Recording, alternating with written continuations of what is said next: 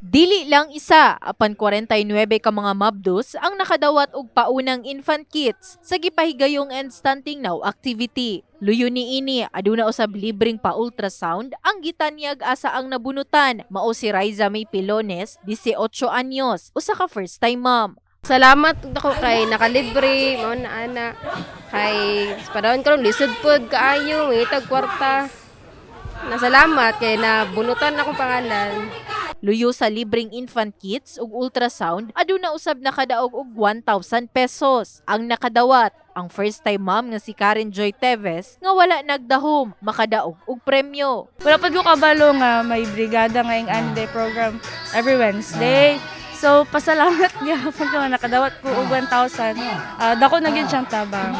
Ang end stunting advocacy sa brigada ginapahigayon matag semana aron ipahibalo sa mga buntis nga kini ang saktong pag-amuma sa ilahang ginasabak ug aron mapakgangan ang problemang malnutrisyon ning nasod partikular ang stunting. Dapat tarong mo na to ang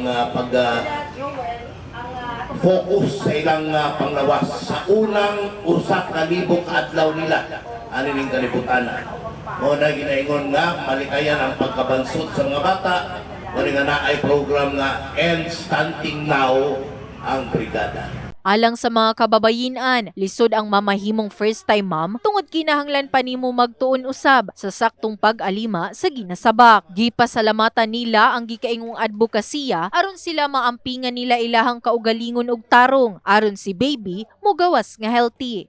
Kung unsaon pag alaga gyud sa dinadala gyud, kung unsa ang proper nga dapat himuon, kaunon, inom mga vitamins nga na. At ang iusab ang umaabot pa nga end stunting activity sa Dr. George Ruyeca Hospital sa umaabot nga adlawng Miyerkules. In the heart of changing lives. Kini si Brigada Liza Labajo sa Brigada News Jansan. Brigada News.